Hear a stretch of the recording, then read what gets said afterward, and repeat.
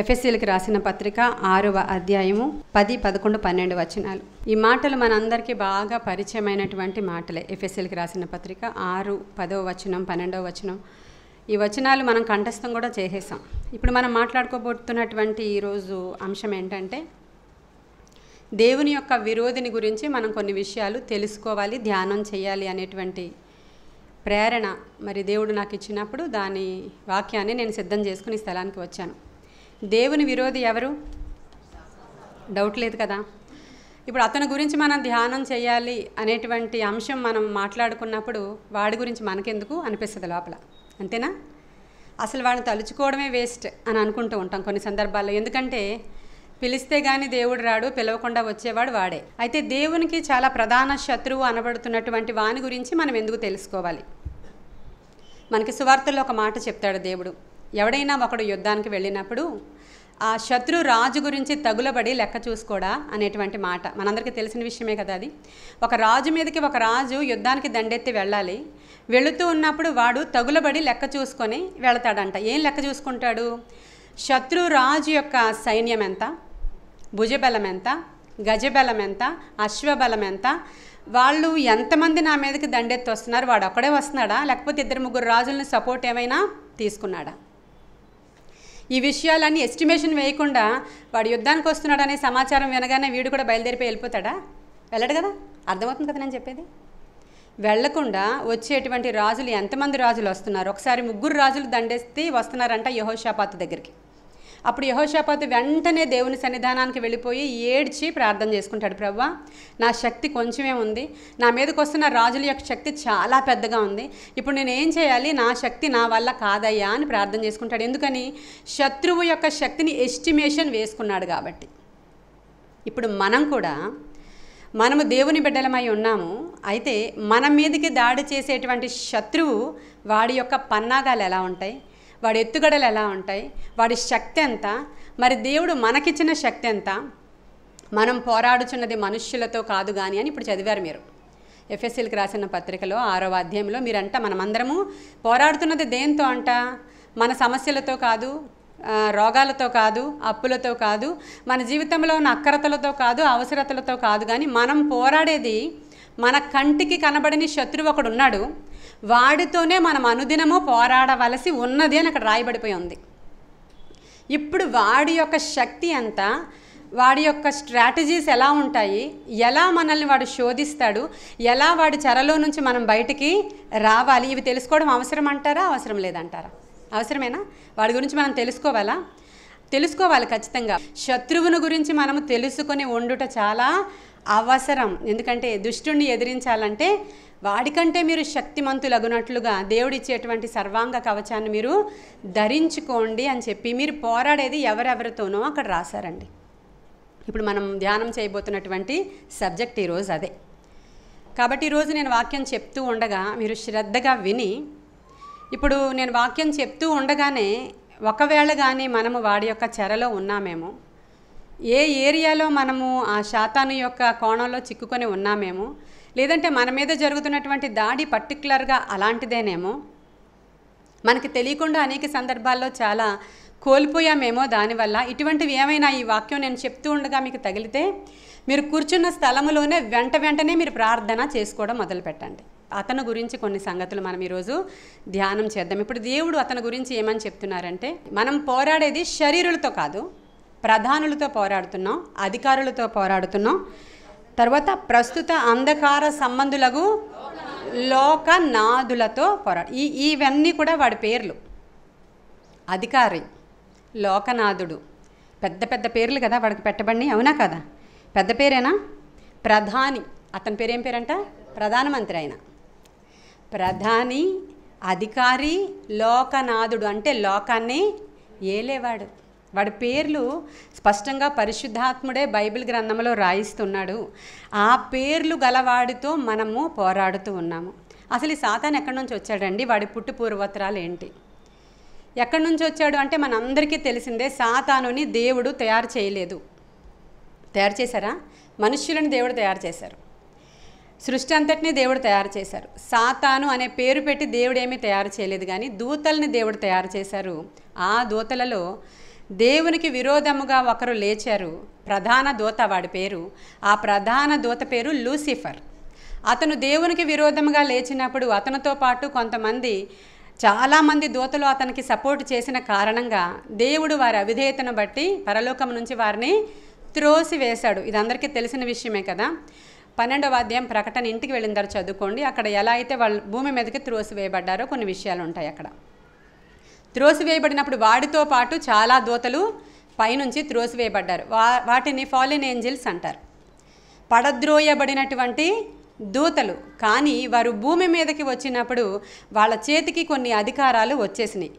ఎలా వచ్చింది అధికారం అంటే, దేవుడు మానవుల్ని సృష్టించిన తర్వాత ఆదాము అవ్వలు వాళ్ళకి దేవుడు ఏం చెప్పాడంటే, మీరు ఇదంతా ఏలమని మీకు అధికారం ఇస్తున్నాను అని వారికి పర్టిక్యులర్ పవర్స్ ఇచ్చాడు దేవుడు. అన్నిటి మీద పవర్, అన్నీ ఏలడానికే పవర్, మొత్తం అంతటి మీద కూడా అధికారులుగా ఉండడానికి ఆదామని అవ్వను దేవుడు సృష్టించాడు. అయితే ఆ సాతాను అంటే ఆ సర్పము యొక్క కుయుక్తి చేత ఇప్పుడు హవ్వ ఎప్పుడైతే ఆ తినవద్దు అన్న పండును తినదో దేవుని యొక్క చట్టాన్ని మీరింది, దేవుని యొక్క అధికారానికి బయటకు వచ్చేసింది. ఎప్పుడైతే వీళ్ళు ఆ చట్టాన్ని మీరి బయటకు వచ్చారో దేవుడు వారిని శపించడం జరిగింది. అధికారము సాతాను కుయుక్తిగా తీసుకున్నాడు అక్కడ. ఆ తర్వాత నుంచి వాడు ఈ భూమిని ఏలడం ఆరంభించాడు. ఇప్పుడు దేవుడు వాడి గురించి మాట్లాడాలి అనుకున్నప్పుడు యోహాను సువార్తలో ఈ లోకాధికారి వస్తున్నాడు జాగ్రత్త అంటాడు ప్రభు. అంటాడా? విన్నారా మాట? లోకాధికారి. ఈ లోకానికి ఇప్పుడు అధికారి ఎవడు? సాతాను అన్నట్టు. లోకాధికారి వస్తున్నాడు, కానీ వాడితో నాకు ఏమాత్రం కూడా సంబంధము లేదు అని యోహాను సువార్తలో ప్రభువు చెప్తారు. లోకాధికారి వాడు లోకం యొక్క అధికారాలు, రాజ్యాలు అన్నిటినీ వాడి యొక్క గుప్పిట్లో పెట్టుకుని ఉన్నాడు. దీనికి ఒక ఎవిడెన్స్ మీకు ఏంటంటే మత్తయి సువార్త 4వ అధ్యాయంలో యేసుక్రీస్తు ప్రభు వారు అరణ్యములోనికి వెళ్ళి 40 దినాలు ఉపవాసం చేసి బయటికి వచ్చిన తర్వాత యేసుక్రీస్తు ప్రభు వారి దగ్గరికి వచ్చి శోధించడం మొదలుపెట్టాడు. తెలుసు కదా ఈ విషయాలు, మత్తయి సువార్త 4లో ఉంటాయి, ఇంటికి వెళ్ళిన తర్వాత చదువుకోండి. శోధించడం మొదలుపెట్టిన తర్వాత శోధిస్తూ ఒక ఎత్తైన కొండ మీదకి తీసుకెళ్ళిపోయి చూసావా లోకరాజ్యాలన్నీ ఒకసారి చూసావా అని చూపిస్తాడు. అవునా? తెలుసా ఈ విషయం? కరుణామయుడు సినిమాలో చూసారా? బైబిల్లో చదివారు కదా. లోకంలో ఉన్న రాజ్యాలన్నిటినీ కూడా ఎత్తైన కొండ మీదకి తీసుకెళ్ళి చూపించడం మొదలు పెడతాడు. చూసావా, ఇదంతా నాదే, నీవు కానీ నా కాళ్ళకి కానీ ఒకసారి కానీ నమస్కారం చేస్తే, నా కాళ్ళు మొక్కితే ఒకసారి ఈ లోక రాజ్యాలన్నిటినీ నేను నీకు ఇస్తాను అంటాడు. ఆయన ఏమంటాడంటే, దేవుణ్ణి శోధించకూడదు, నోరు మూసుకొని ఊరుకో అంటాడు. ఆయన పైనుంచి దూకే అంటాడు, దేవుణ్ణి శోధించకూడదు అని చెప్తాడు. ఇప్పుడు అర్థమైందా? ఈ లోక అధికారము, లోక రాజ్యాలన్నీ కూడా వాడి వశములో ఉన్నాయి అనడానికి ప్రభువుని శోధించి ఇవన్నీ నీకు ఇస్తాను, నాకు కాళ్ళకి సాగిలపడి నమస్కారం చెయ్యి అని అడుగుతాడు ఆయన. ఇప్పుడు ఈ ఎవిడెన్స్ మనకి సరిపోతుంది, వీడు లోకాధికారి, ఇవన్నీ వాడే ఏలుతున్నాడు అనడానికి. మరి ఎందుకు వాడి చేతికి దేవుడు ఈ అధికారాన్ని అప్పగించాడు? ఈ అధికారం ఎప్పటికీ వాడి చేతుల్లోనే ఉందా అనేటువంటి విషయాలను మనం జ్ఞాపకం చేసుకుందాం. అయితే ఇక్కడ వీడు ప్రధాని, అధికారి, లోకనాథుడు అనేటువంటి పేర్ల గురించి మీకు వివరించి చెప్తాను. వాడు దేనికి ప్రధానిగా ఉన్నాడు?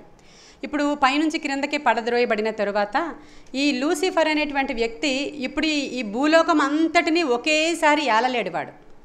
ఎందుకంటే దేవుడు సర్వాంతర్యామి, తెలుసు కదా దేవునికి ఆ పేరుందని. సర్వాంతర్యామి అంటే అర్థం ఏంటి?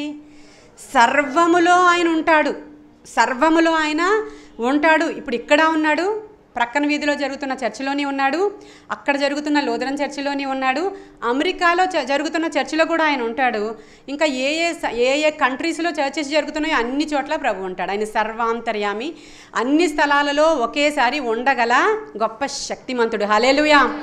ఈ శోధకుడు సర్వాంతర్యామి కాడు. కాబట్టి వాడు మధ్యాకాశంలో సింహాసనం వేసుకుని మాత్రమే ఉంటాడు వాడు. ఇప్పుడు వాడు భూలోకం అంతటి మీద ఒకేలా ఉండలేడు కాబట్టి వాడు ప్రధానుడు ఉంటాడు పైన. అక్కడ వాడి క్రిందన కొందరు అధికారులు ఉంటారు. డెరిక్ ప్రిన్స్ అనేటువంటి ఒక ఆయన బుక్ మీరు చదివితే, అంటే పుస్తకం ఉంటుంది అక్కడ, నేను 20 సంవత్సరాల క్రితం చదివాను ఆ పుస్తకాన్ని. వాటి యాక్టివిటీస్ ఎలా ఉంటాయి. డెరిక్ ప్రిన్స్ ఆయన పేరు. ఇంకా చాలామంది ఉన్నారు రైటర్స్, వాళ్ళందరూ చాలా పెద్ద పెద్ద సేవకులు అన్నమాట. వారు ఈ రీసెర్చ్ చేసి ఇవన్నీ విషయాల్ని వెలుపలకు తీసుకొచ్చి పుస్తక రూపంలో రాశారు. ఇప్పుడు ఈ క్యాడర్స్గా డివైడ్ చేయబడినటువంటి దయ్యాలు నిజంగా ఆ ఏరియాలని ఏలుతూ ఉంటాయా అనడానికి కొన్ని నిదర్శనలు చెప్తాను. ఎందుకంటే ఒక్కొక్క ఏరియాలో ఉన్న ప్రజలు ఒక్కొక్క రకమైనటువంటి విధంగా ప్రవర్తిస్తూ ఉంటారు. మొన్న ఈ మధ్యలో యూట్యూబ్లో నేను చూశాను, నేను పేరు మర్చిపోయాను, అది ఏంటో తెలియదు కానీ ఏదో ఒక విలేజ్, అది ఎక్కడుందో కూడా తెలియదు నాకు. ఆ విలేజ్లో అందరూ గుడ్డి వాళ్ళలాగే పుడుతున్నారంట. అప్పుడు నేను పెద్ద దృష్టి ఉంచలేదు, అది అందరూ గుడ్డి వాళ్ళలా పుడుతున్నారంటే ఎందుకు అంటే అక్కడ ఉన్నటువంటి కొండల్లోంచి వచ్చినటువంటి వాటర్లో ఏదో ప్రాబ్లం ఉంది, ఆ పర్టికులర్గా అందట్లేదు కాబట్టి అని అక్కడంతా రీసెర్చ్ చేసి చెప్పారు అనేది ఫైనల్గా కంక్లూజన్ ఇచ్చారు. అక్కడ ఒక్కొక్క ఏరియాలో మనం చూసినప్పుడు ఆ ఏరియాని దురాత్మలు పట్టుకుని పీడిస్తున్నాయని కొన్నిసార్లు మనకు అర్థమవుతుంది. ఒక్కొక్క ఏరియాకి వెళ్ళినప్పుడు ఎక్కువ యాక్సిడెంట్లు అవుతుంటాయి. ఐడియా ఉందా నేను చెప్తుంటే? ఒక్కొక్క ఏరియాని చూసినప్పుడు మీరు అక్కడ అందరూ కూడా దొంగలు ఉంటారు. స్టూవర్ట్పురం ఐడియా ఉందా? ఆ ఏరియాలో ఆ ఊరిలో ఉన్న వాళ్ళందరూ దొంగలే, అందరూ దొంగలే. ఆ ఏరియాలో ఉన్న వాళ్ళందరూ అలా ఉంటూ ఉంటారు. ఒక్కొక్క ఏరియాలో చూసినప్పుడు అక్కడ ఉన్న వాళ్ళందరూ వ్యభిచారులుగా ఉంటారు. ఆ ఏరియాకి వెళ్ళకూడదు, ఎందుకంటే అక్కడ అందరూ వాళ్ళే ఉంటారు. కొన్ని ఊర్లని, కొన్ని ఏరియాలని, కొన్ని సిటీస్ని కొన్ని దురాత్మలు ఏలుతూ ఉన్నప్పుడు ఆ ఏరియా అంతా ఒకటే యాక్టివిటీ కనబడతా ఉంటుంది మనకి. ఆ ఏరియాలో ఉన్న ప్రజలందరూ ఒకటే కన్నింగ్ నేచర్ కనబడతా ఉంటుంది మనకి. ఆ ఏరియాలో ఉన్న ప్రజలందరూ ఒకేలాంటి అనేక బలహీనతల చేత ఏడవబడుతూ ఉంటారు. టీడీ ప్రసన్న కుమార్ గారని మీకు టీవీ స్పీకర్ ఐడియా ఉన్నట్లుంది. ఆయన టీడీ ప్రసన్న కుమార్, ఆయన కడపలో ఉంటారు. ఆయన ఒకసారి ఒక ఊరికి పిలువబడ్డారంట. అది ఇంటీరియర్ ప్లేసు. ఆ ఊరికి పరిచర్య చేయడానికి వెళ్ళారు. ఒక పాస్టర్ గారు చాలా ఏడ్చి పిలిచారంట, మా ఏరియాకి మీరు ఎలా అయినా రావాలి సార్, ప్రార్థన చేయాలి, చిన్న మీటింగ్ పెట్టాలి, నా దగ్గర మీకు ఇచ్చుకోవడానికి అంత కానుక లేదు కానీ ఇక్కడ మీ అవసరత ఉంది అని పిలిచినప్పుడు ఈయన ప్రార్థన చేసుకున్నప్పుడు దేవుడు బయలుపరిచాడంట నీవు అక్కడికి వెళ్ళాలి అని. అయితే ఈయన అక్కడికి వెళ్ళినప్పుడు ఆ ఏరియాని ఆయన చూస్తూ ఉంటే ఎక్కడ చూసినా అంత డ్రైగా ఎండిపోయినట్లు కనబడుతుందంట. కనబడుతుంటే స్ట్రైట్గా పాస్టర్ గారు వాళ్ళ ఇంట్లోకి తీసుకెళ్లారంట. పాస్టర్ అమ్మగారు మంచం పట్టి ఉన్నారు. అయ్యా మా ఇంట్లో వంట చేయడానికి ఆడవాళ్ళు ఎవరూ లేరండి, మీరేమీ అనుకోవద్దు, మరి ఇదే మా ఆతిథ్యం, ఏదో మాకు తెలిసి తెలియక ఏదో ఇది చేశాము, మా దగ్గర డబ్బులు కూడా లేవంటే ఈ పాస్టర్ గారికి, ఈ టీడీ ప్రసన్న కుమార్ గారికి అర్థం అవ్వట్లేదు. మరి ఎందుకు పిలిచారు వీళ్ళు, చాలా దారుణంగా ఉంది ఇక్కడ సిట్యుయేషన్ చూస్తున్నప్పుడు, అట్లీస్ట్ పాస్టర్ అమ్మగారు కూడా మంచం మీద ఉన్నారు తప్ప ఆరోగ్యం లేదు ఇక్కడ, ఏంటి అసలు మరి ఎందుకయ్యా ఈ ఊరిలోకి వచ్చి నువ్వు సేవ చేస్తున్నావు అంటే, ప్రభు నన్ను ఈ ఊరు వెళ్ళమన్నాడండి, నేను ఈ ఊరికి వచ్చాను కానీ నాకేమీ అర్థం కావట్లేదు అని చెప్పినప్పుడు ఆయన చెప్పడం ప్రారంభించాడంట. ఇక్కడ చాలామంది చాలా చేయాలని వస్తారు, ఒక ఫ్యాక్టరీ పెడతారు, అక్కడ నెల రోజుల్లో ఫ్యాక్టరీ మూతపడిపోతుంది. ఇంక ఎవరో ఏదో ఒకటి తెరుస్తారు అక్కడ షాపు, నెల రోజుల్లో ఆ షాపు మూతపడిపోతుంది. ఎవరో అక్కడ ఏదో చేయాలని వ్యాపారం నిమిత్తం ఏదో ప్రయత్నాలు చేస్తారు, కానీ అన్నీ మూతపడిపోతాయి. అక్కడ ఒక వ్యాపారం లాగదు, ఒక ఏ కేంద్రము ఉండదు, ఏ ఉపాధి చేసుకోవడానికి ఏ ఫ్యాక్టరీలు ఉండవు, అసలు పని ఉండదు, అక్కడ ఉద్యోగం ఉండదు, పని కూడా ఉండదు. అందరూ పేదరికంతో ఉన్నారు, అందరూ భయంకరమైన రోగాల చేత ఉన్నారు. ఆ ఊరంతా ఒక సాతాను యొక్క శక్తి చేత కట్టబడి ఉన్నట్లు పరిశుద్ధాత్మ దేవుడు టీడీ ప్రసన్న కుమార్ గారికి చూపించారంట. అది ఎలా పాసిబుల్ దేవా, ఎవరో ఒకరినైతే అది ఏడిపిస్తుందే అనుకోవచ్చు, కానీ ఊరంతటినీ ఒక సాతాను ఆధీనంలో పెట్టుకుని ఆ ఊరిలో అసలు ఏ మాత్రం కూడా ఏ హెచ్చింపు ఉండదు, ఇంకా ఏ ఫలము ఉండదు, ఏది ఉండదు, అంత డ్రైగా ఉంటుంది అన్నమాట. అలా ఏలుబడి చేస్తుంది అని ఆయనకి పరిశుద్ధాత్ముడు బయలుపరిచినప్పుడు ఒకరోజు మీటింగ్కి వెళ్లాల్సిందే ఆయన కొన్ని రోజులు ఉపవాసం ప్రకటించుకొని ఆ ఊరిలో ఉండి దాని విడుదల కొరకు దేవుడు ఏం చెయ్యమన్నారో ఆ ప్రార్థనలు వారు అక్కడ చేసి బయటకు వచ్చారంట. ఇప్పుడు నేను ఇది ఎందుకు చెప్పాను అని అంటే, ఏరియా వైజ్ అది ఏలుబడి చేస్తుంది అని చెప్పడానికి చెప్పాను మీకు ఇది. అంటే ఇది పైనుంచి కింద వరకు అధికారులు, ప్రధానులు, లోకనాథులు ఇలాంటి వీళ్ళందరూ ఆక్యుపై చేసి దానిలో మనం నివాసం ఉంటున్నాం. ఈ లోకాధికారి వాడు అని చెప్తున్నాడు దేవుడు. మరి ఇప్పుడు ఎలాగ రెమెడీ, మనం ఎలా రక్షించబడాలి, మనమున్న ఏరియాలు ఎలా విడిపించబడాలి, ఇప్పుడు మన దేశాన్ని మనం ఎలా రక్షించుకోవాలి, ఇది మన ముందర ఉన్నటువంటి ప్రశ్న. అయితే ఇంకా వాడేనా మన అధికారి అంటే, చాలా అద్భుతమైనటువంటి విషయం ఏంటంటే, ఒక ఆశ్చర్యకరమైన విషయం ఏంటంటే, మనకి తెలిసి తెలియకుండా ఉన్నటువంటి ఒక రహస్యం ఏంటంటే, యేసుక్రీస్తు ప్రభువారు ఎప్పుడైతే ఒక నరరూపిగా ఈ భూలోకం మీదకి వచ్చి 33.5 సంవత్సరాలు ఆయన ఈ భూమి మీద ఉండి 3.5 సంవత్సరాలు ఆయన సేవ చేసి ఆయన ఎప్పుడైతే సిలువ మీద బలియాగం అయిపోయారో ఆ దినాన జరిగినది ఏంటంటే సాతాను తలను ఆయన ఏం చేశారు చితగత్రొక్కారు, కొట్టారు కాదు, కాలు వేసి చితగత్రొక్కారు. హల్లెలూయా.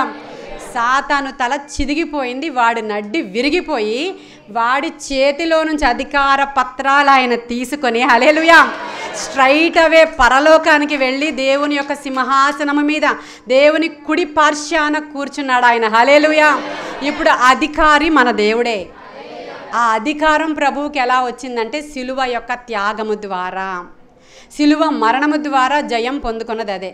ఆ ప్యాషన్ ఆఫ్ ద క్రైస్ట్లో ప్రభువుని సిలువ వేస్తున్నప్పుడు ఒక నల్ల డ్రెస్ వేసుకుని నల్ల చున్నీ వేసుకుని గుండు వేసుకున్న ఒకడు చూసారా, ఆ గుండుగాడు ఏం చేస్తాడు అక్కడ, ఆయన ఇలా చూసుకుంటూ తిరుగుతూ ఉంటాడు. అవునా? ఎందుకని ఆ సిలువ మరణం ఎప్పుడైతే ఆయన నొందారో పెద్ద కేక వేసి అరుస్తాడు కదా, ఎందుకని వాడు అధికారం పోయింది.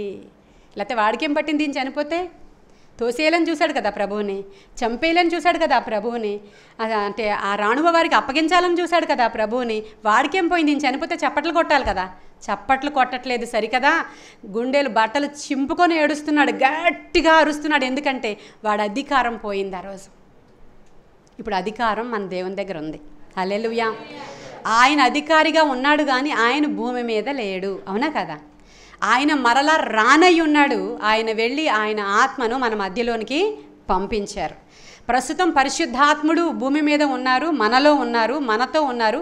పని చేస్తున్నది పరిశుద్ధాత్మ దేవుడే. ఇప్పుడు యేసుక్రీస్తు ప్రభువారు మరలా వస్తారు.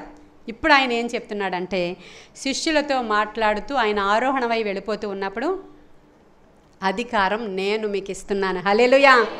ఇప్పుడు నా అధికారాన్ని నేను మీకు ఇస్తున్నాను. ఇప్పుడు ఎవరైతే ఆయన నామం పేరట అభిషేకించబడిన వారున్నారో, ఆయన కుమారులు అనబడిన వారు ఉన్నారో వారందరికీ దేవుడు ఏం చేశాడండి, అధికారాన్ని ఇచ్చాడు. హల్లెలూయా.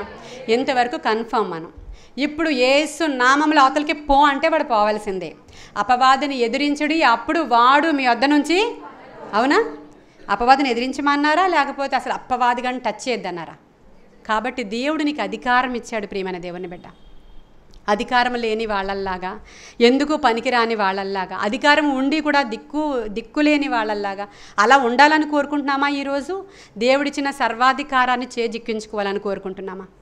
ఆలోచన చేసుకోండి మీ హృదయంలో.